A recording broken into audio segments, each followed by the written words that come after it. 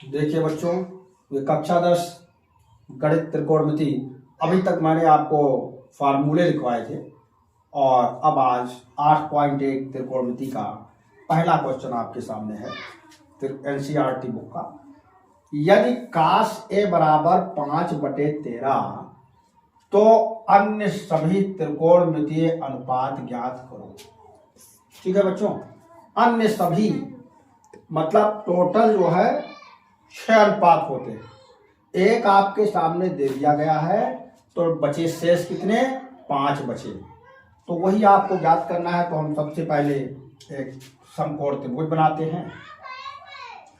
मान लेते हैं कि ये कोण भी 90 अंश है और ये जो कोण ए है वो थीटा है। तो समकोण त्रिभुज एबीसी में कोण ए बराबर थीटा और ये जो है कोण बी 90 अंश है। कोण बी कितना है, 90 अंश। तो अब यहां लिख भी सकते हो कि कोण बी बराबर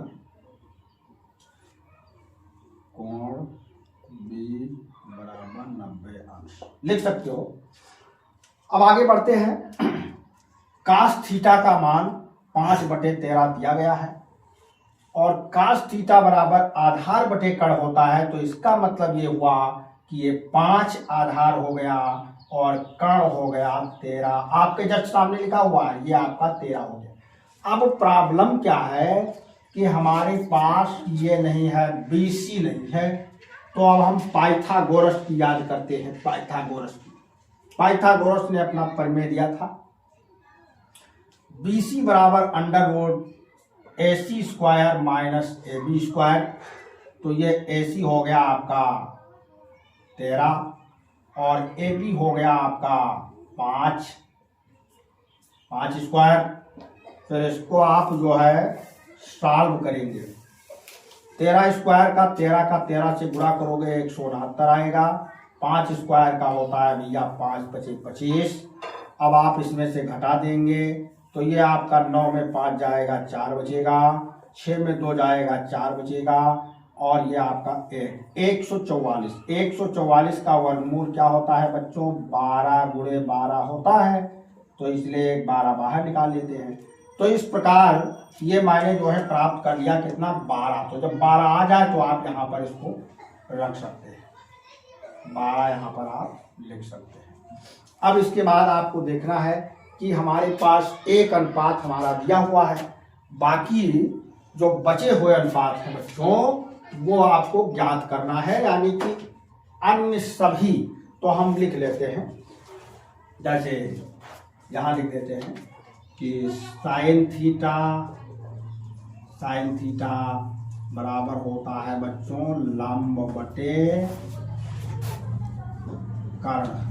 ठीक है, तो लंब बटे कर्ण बराबर यानी लंब 12 आ गया और कर्ण हो गया 13। ठीक है। दूसरा साइन थीटा के बाद क्या आता है,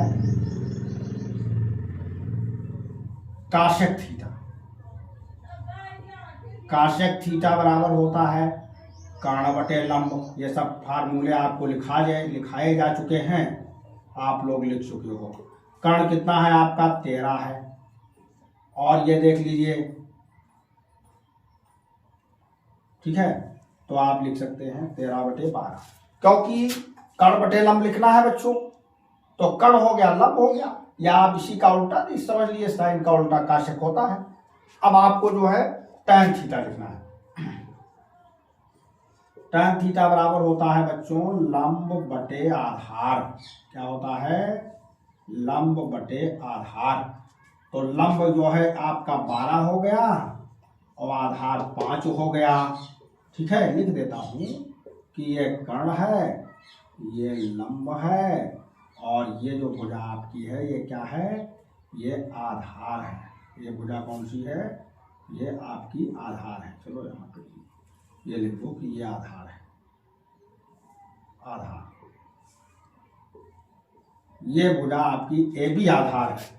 अब tan का उल्टा क्या होता है बच्चों, काट थीटा होता है। तो काट थीटा बराबर आधार बटे लंब, यानी आधार ऊपर और लंब इस बार नीचे। तो आधार कितना है बच्चों, आधार 5 है, आधार और लंब कितना है, ये 12, ये देख लीजिए 12। तो इस तरह से tan का उल्टा दिख रहा है आपको, tan थीटा बराबर लंब बटे आधार, तो cot थीटा बराबर आधार बटे लंब। पहले आपको वीडियो में बताया भी गया है कि आप लोग याद भी किए होंगे फार्मूले, और उसको आज मैंने आपके सामने प्रयोग भी करा दिया। आप लोग आज सोचे होंगे कि सब क्यों याद करवाएं। हाँ, इसीलिए याद करवाए थे कि जब मैं आपका प्रश्नावली सॉल्व करवाऊंगा तो उसमें फार्मूले की जरूरत पड़ेगी और आप उसका प्रयोग कर लेंगे। ठीक है, अब देखिए 6 होता है, टोटल कितना अनुपात होता है त्रिकोणमिति में, 6, जिसमें 1 2 3 4 इधर हो गया। अब 1 तो पहले इसने दे ही रखा है, अब 1 बच रहा है आपका, वो कौन हो सकता है, तो वो है सेक थीटा। क्या है, सेक थीटा। तो सेक थीटा बराबर होता है कर्ण बटे आधार। क्या होता है बच्चों, कर्ण बटे आधार। तो कर्ण आपका है 13 और आधार कितना है भैया, 5। ठीक, तो आपने देखा होगा कि जैसे ये 5/13 था काश का, तो सेक का 13/5 हो गया। तो इस तरह से एक क्वेश्चन जो है आपको बताया गया और बहुत इम्पोर्टेंट प्रश्न है। और आपके त्रिकोणमिति का जो चैप्टर है 8.1 उसका ये समझ लीजिए कि पहला क्वेश्चन है। और अब कभी कभी क्या हो जाता है कि अब आप लोग लिख लीजिए तब बताएं, ठीक, थोड़ा नोट कर लो, उसके बाद मैं आपको इसके बारे में थोड़ा सा और डिटेल में समझाने जा रहा हूँ। लिख लीजिए।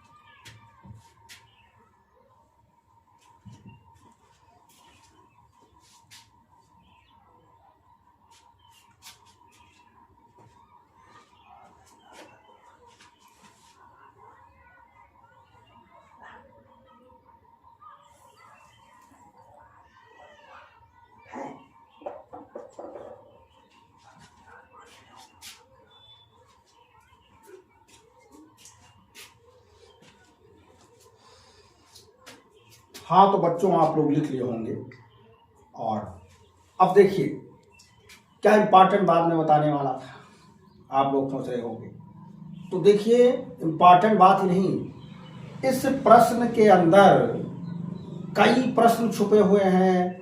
कैसे, आपके सामने 1 2 3 4 5 यानी 1 2 3 4 5 और 6 अनुपात हो गए। अब बाई चांस अगर पेपर में आ जाता है कि काश ए बराबर 5/13, तो मान लीजिए ये पूछ लिया गया आपको, तो आपको करना क्या है ये समझ लीजिए। हाँ, काश ए बराबर 5/13 तो tan ए का मान ज्ञात करो। तो आपको केवल यही ज्ञात कर देना है, बाकी इन दोनों को चारों को छोड़ देना है। अब बाई चांस आ जाता है साइन थीटा का मान दे दिया उसने, बोल दिया कि अब काट थीटा का मान बताइए भैया, तो आपको इन सबको छोड़ देना है, काट का ही केवल लिखना है, जो पूछेगा वही लिखना है मात्र, ये आपको भी ध्यान रखना है। हाँ, अगर इस तरह पूछा गया कि सभी अनुपात बताइए, शेष सभी अनुपात बताइए, अन्य सभी अनुपात बताइए, तो उस कंडीशन में आपको तो भैया 5 लिखना पड़ेगा। ठीक है बच्चों, लेकिन अगर उसने एक ही अनुपात पूछा तो आप एक ही अनुपात लिख देंगे और उसी के अकॉर्डिंग आपको नंबर मिल जाएगा। तो इस तरह से आपको ये बहुत ध्यान रखना है, इस पर जो है लापरवाही नहीं करना है और सवाल को 5 बार पढ़ना है, कम से कम इतनी बार पढ़ लीजिए कि आपको उसका जो सेंस है वो समझ में आ जाए। तब आप उसके अनुसार फार्मूले का जो है डिस्कवर करिए, फार्मूला ढूंढिए, उसके बाद ढूंढने के बाद में आप जो है उसको लगाइए और रखिए, तो आपका सवाल। और हाँ, एक बात और, ओवर कॉन्फिडेंस नहीं करना है, हमेशा चौकन्ना रहना है, अलर्ट मोड में रहना है कि मैथ मतलब अलर्ट मोड। अगर जरा सी आपने लापरवाही की, पूरा मेहनत आपका ऑल इन वेन, ये समझो व्यर्थ हो गया। तो इस प्रकार से आप लोग क्या करेंगे बच्चों कि जल्दबाजी नहीं करेंगे, फार्मूले आप सही सही लगाएंगे, और अगर सूत्र आपको नहीं याद है तो याद कर लीजिए, और आराम से आपका जो है मैथ का कार्य सरल हो जाएगा। अब मैं आप देख ही रहे हो, एक एक करके मैं आपको वीडियो के माध्यम से बता रहा हूँ। कठिन से कठिन चीज़ें आपको धीरे धीरे सरल लगने रहेगी। आप मेरे चैनल से जुड़े रहिए, और उसके बाद जो है उसको जब खोलिए तो आप थोड़ा देखिए, उसको बार बार चेक करिए, तो बार बार प्रैक्टिस हो जाएगी आपका, और आपका कार्य सफल हो जाएगा। तो इस प्रकार से आप अगले वीडियो में मिलेंगे और अगले क्वेश्चन को लेकर हम आएंगे, ठीक है। हाँ।